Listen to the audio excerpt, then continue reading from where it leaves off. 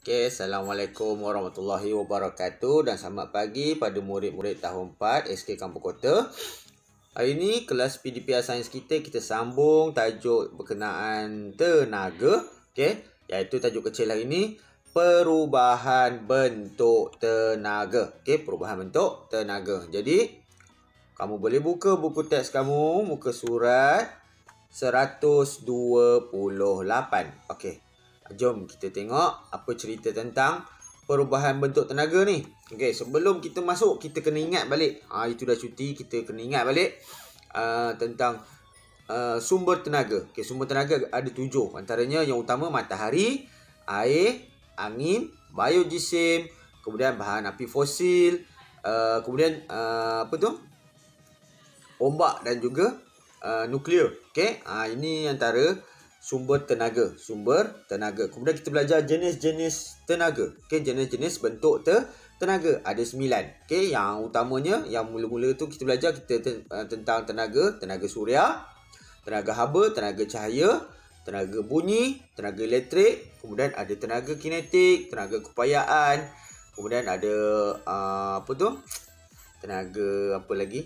Tenaga nuklear dan juga tenaga kimia. Okey, ada 9. Jadi kamu kena hafal ni.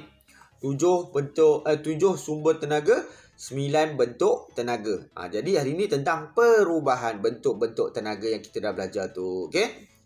Jom kita tengok sini. Tenaga boleh berubah daripada satu bentuk kepada bentuk yang lain. Dia boleh berubah.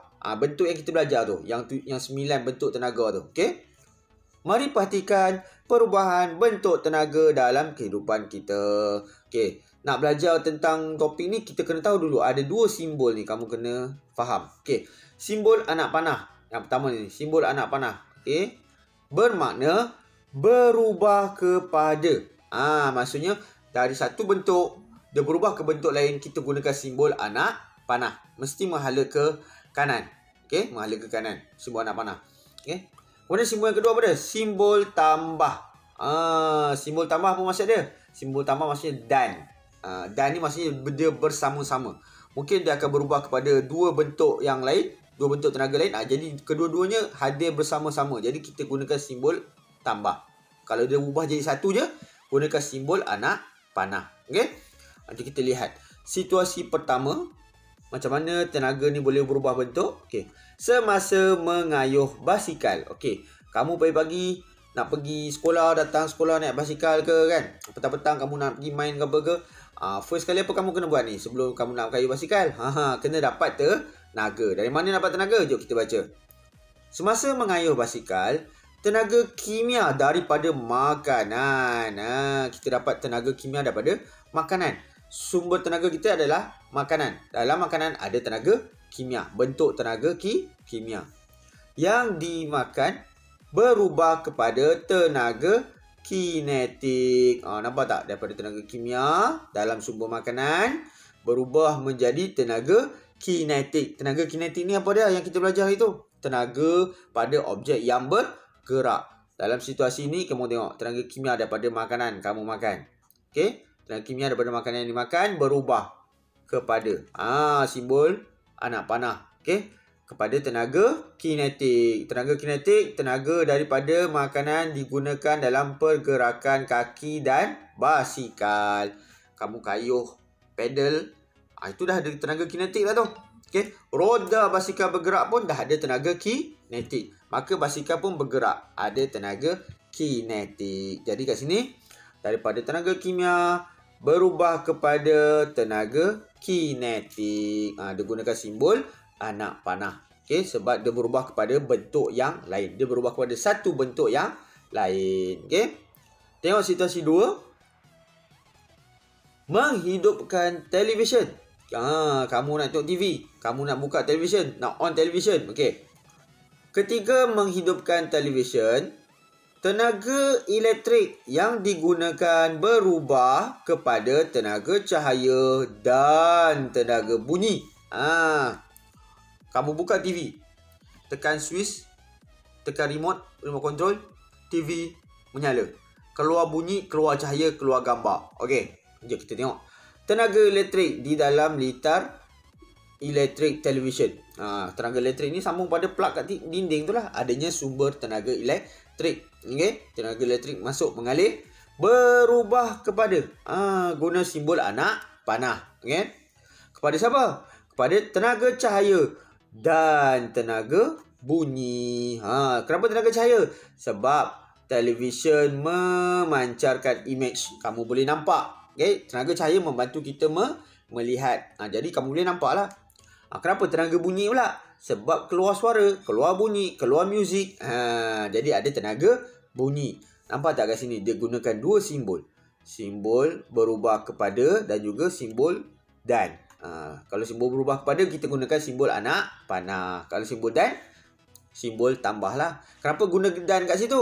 Sebab kedua-dua tenaga bunyi dan tenaga cahaya ni terbentuk bersama-sama. Daripada tenaga elektrik berubah kepada tenaga cahaya dan tenaga bunyi bersama-sama. Sebab tu guna simbol tambah. Okay? Kita tengok. Menyalakan api. Dalam situasi ni, nak nyalakan api guna apa? Guna kayu api. Okay? Buat unggun api. Jom kita baca. Semasa api menyala, tenaga kimia yang tersimpan dalam bahan bakar. Dalam bahan bakar ni kawan, apa dia? Dalam cerita gambar ni. Kayu api itulah. Kayu api tu kita boleh panggil dia sebagai sumber tenaga biogesim. Okay? Ingat hari tu kita belajar ni. Biogesim ni daripada bahan-bahan organik. Okay? Tersimpan dalam kayu api tu ada tenaga kimia. Okay? Berubah kepada tenaga haba dan tenaga cahaya. Tengok sini ada dan. Kalau ada dan, maksudnya kita guna simbol apa? Kita akan gunakan simbol tambah. Okay? Jadi kita tengok. Tenaga kimia tersimpan dalam bahan bakar. Kayu api itulah. Biogesim. Berubah kepada. Simbol anak panah. Tenaga haba. Okay? Api menghasilkan haba. Ada haba. Panas. Okay? Dan juga tenaga cahaya. Okay? Api memancarkan cahaya. Kita boleh melihat. Okay? Itu dia. Perubahan bentuk tenaga ketika kita menyalakan api. Okay? Sama juga kes kalau kamu menyalakan lilin. Okay? Rumah kamu gelap. Tak ada elektrik. Okay? Blackout. Mak kamu ambil lilin. Bapak kamu ambil lilin. Bakar lilin tu. Lilin tu buat daripada apa? Lilin tu buat daripada lemak ataupun petroleum. Okay? Dalam lemak atau petroleum ni ada tenaga kimia. Okay? Tenaga kimia tu berubah. Sama. Okay? Berubah kepada tenaga haba dan tenaga cahaya. Okay? Perubahan bentuk yang sama. Perubahan bentuk tenaga yang sama. Okay? Kita tengok seterusnya. Situasi seterusnya. Semasa terjun dari papan terjun. Okey, ini kamu boleh tengok nanti. Sebab sekarang ni tengah busy Tamasya Sukan Olimpik kan. Kamu boleh tengok atlet-atlet negara kita, okey, untuk acara terjun nanti. Kamu boleh tengok Pandalela Renang kan. Okey. Mereka akan buat terjunan. Okey. Jom kita tengok macam mana perubahan tenaga yang berlaku ketika mereka terjun Okey. Semasa terjun dari papan terjun, tenaga keupayaan berubah kepada tenaga kinetik. Dan kemudian berubah lagi. Berubah lagi ni. Nampak? Okay, kepada tenaga bunyi. Dia ubah. Kenapa ada tenaga keupayaan? Hari itu kita belajar. Tenaga keupayaan mesti ada pada objek yang berada. Situasi pertama, ketinggian yang berbeza. Lagi tinggi, lagi banyak tenaga keupayaan. Okay? Satu lagi tenaga keupayaan apa? Objek yang ditarik atau objek yang dimampatkan. Dia ada tenaga keupayaan. Okay? Jadi dalam kes terjun papan terjun ni, papan anjal ni, okay? Bila semakin tinggi kamu panjat, kamu naik, kamu ada tenaga keupayaan yang sangat banyak. Okay? Itu yang dia kata tu bermula dengan tenaga keupayaan ni. Okay? Tenaga keupayaan. Okay? Kedudukan penerjun yang tinggi. Tengoklah betapa tingginya dia naik ni kan. Okay? Lagi tinggi, lagi banyak tenaga keupayaan. Okay? Berubah kepada tenaga kinetik. Kenapa kinetik? Dia tengah terjun ni. Dia tengah bergerak. Dia tengah jatuh. Ada tenaga kinetik. Okey. Pergerakan penerjun. Okey. Seterusnya. Berubah lagi. Kepada apa? Tenaga bunyi. push. Masuk dalam air, mercik, bunyi kuat, pom, bush. Okey.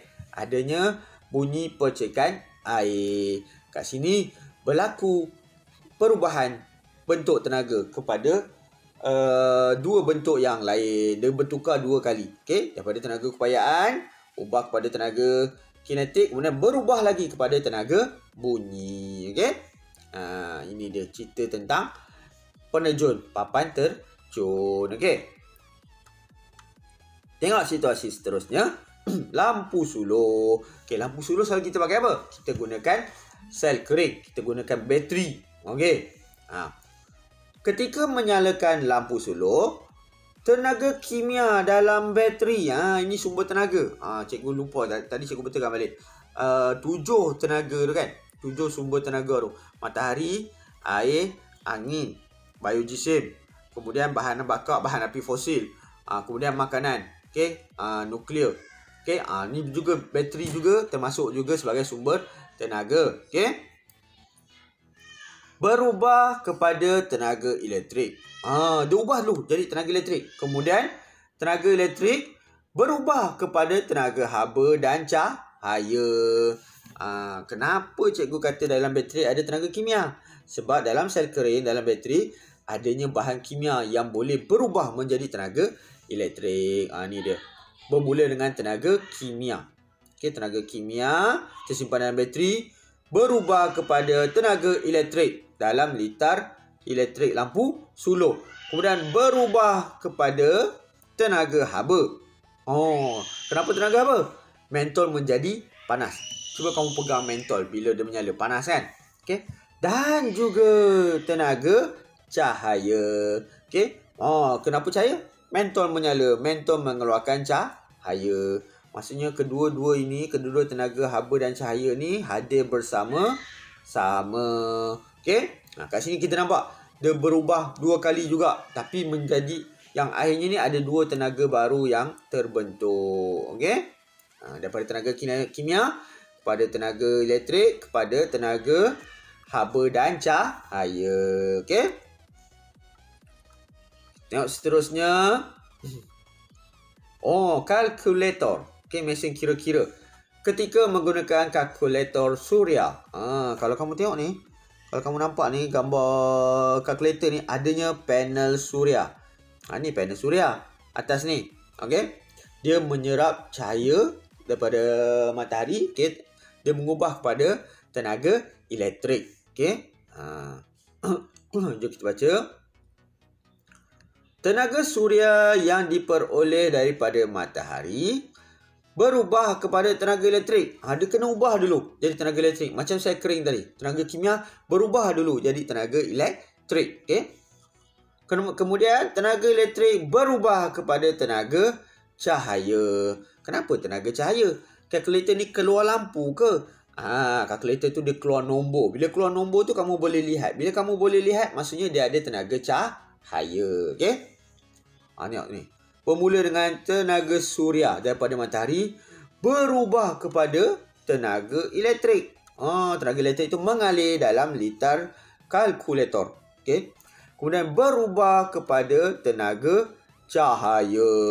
Supaya kamu boleh nampak apa yang ada pada skrin. Okay? Skrin memancarkan cahaya. Okay? Itu cara berlakunya perubahan bentuk bagi penggunaan kalkulator solar. Okay? Kalkulator suria. Tengok seterusnya.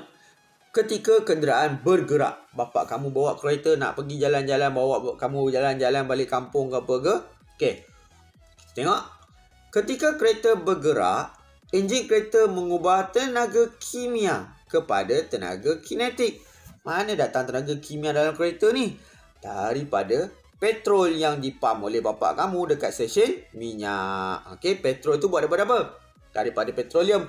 Dalam petroleum tu, dalam petrol tu ada tersimpan tenaga kimia. Okey, kita tengok sini.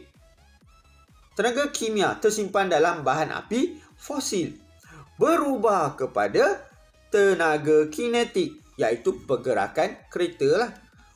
Bila start enjin je, enjin bergerak, apa semua, omboh naik turun, apa semua itu semua tenaga kinetik. Gear bergerak, apa semua, Pijak minyak roda bergerak, itu pun tenaga kinetik. Kereta pun bergerak, itu pun tenaga kinetik. Dari mana semua komponen-komponen kereta ni boleh bergerak dapat tenaga ni? Daripada tenaga kimia yang ada dalam petrol. Okey? Sebab tu dia bermula dengan tenaga kimia berubah kepada tenaga kinetik. Okey? Pergi seterusnya. Semasa fotosintesis. Kita belajar tentang proses fotosintesis tahun 4. Yelah, kita boleh belajar dulu kan? Okey, fotosintesis untuk apa? Untuk tumbuhan membuat makanan sendiri. Okey, proses tumbuhan membuat makanan sendiri. Tumbuh-tumbuhan membuat makanannya sendiri. Okay, semasa fotosintesis, tumbuh-tumbuhan mengubah tenaga cahaya. Dia lah daun kan, klorofil serap cahaya matahari, ingat okay, kepada tenaga kimia yang tersimpan sebagai kanji. Kita dah belajar dah. Okay, rupanya fotosintesis tu daun yang hijau tu yang ada klorofil tu, klorofil tu serap cahaya matahari sebab cahaya matahari ada tenaga kimia. Berubah menjadi klorofil menyerap cahaya matahari. Okay, tenaga cahaya lah. Kemudian berubah kepada tenaga kimia yang tersimpan dalam kanji. Okay, kanji yang disimpan pada daun, kanji yang disimpan pada buah, pada batang, pada akar. Okay, kita dah belajar tu. Jom kita tengok sini. Apa jadi? Tenaga cahaya daripada matahari berubah kepada tenaga kimia yang tersimpan dalam sebagai kanji. Dalam kes ni dalam buah tu lah. Okay. Jom kita lihat. Habis dah. Ini contoh-contoh situasi perubahan bentuk tenaga. Okay. Cuba kita tengok sikit uji minda bawah ni. Okay. Nampak tak? Orang ni sedang bermain papan selaju. Papan skateboard lah. Okay. Jelaskan perubahan bentuk tenaga yang terlibat dari A ke C. Dari A pergi B pergi C. Okay, jom kita tengok. Dari A pergi B, dia bermula dengan tenaga keupayaan. Okay. Cikgu buat ringkasan lah. KU tenaga keupayaan. Okay.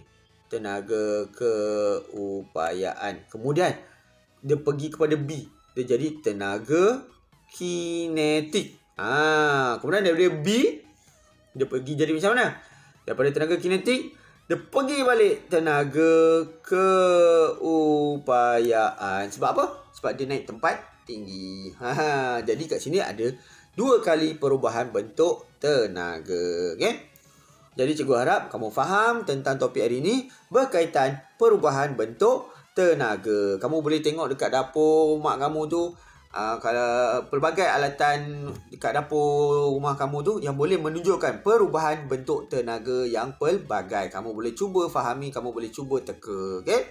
Nanti kita sambung lagi pada kelas yang akan datang. Okay, Assalamualaikum warahmatullahi wabarakatuh. Okay, bye.